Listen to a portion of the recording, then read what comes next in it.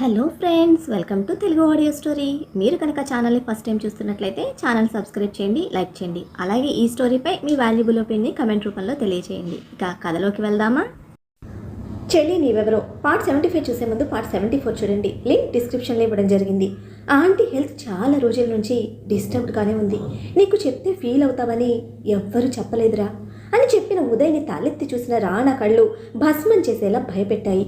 ఒరేయ్ ప్లీజ్, ఇప్పుడు అమ్మ కార్యం ఇంపార్టెంట్, నువ్వు ఏది చేయకు అని భయపడుతూనే రాణాను హ్యాండిల్ చేయడానికి చూసిన ఉదయ్ను షర్ట్ పట్టుకొని ఈడ్చి పడేసి ఇంట్లోకి వెళ్ళిన వాడు పారిపోయే ఛాన్స్ కూడా లేకుండా మెయిన్ డోర్ లాక్ చేసి కొరడాతో ఇంట్లో వర్కర్స్ అందరినీ చావగొడుతూ ఉంటే రుద్రాణి నేహ భయపడి పారిపోయి లాక్ చేసుకొని రూమ్లో దాక్కున్నారు.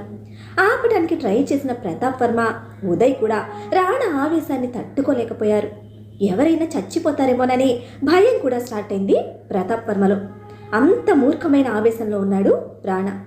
అదే ఆవేశంతో వివేక్ వీపు కూడా చీరేశాడు రాణా. ఎలా జరిగిందో ఏం జరిగిందో చెప్పమని.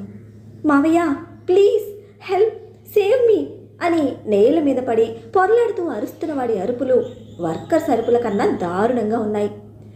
ఉదయపు ఎండకే కందిపోయేంత సుకుమారుడు కదా మరి, దీనికి ఇలా అరిసి చేస్తే అసలు నిజం తెలిసిన తర్వాత వీడి పరిస్థితి ఏంటో మరి.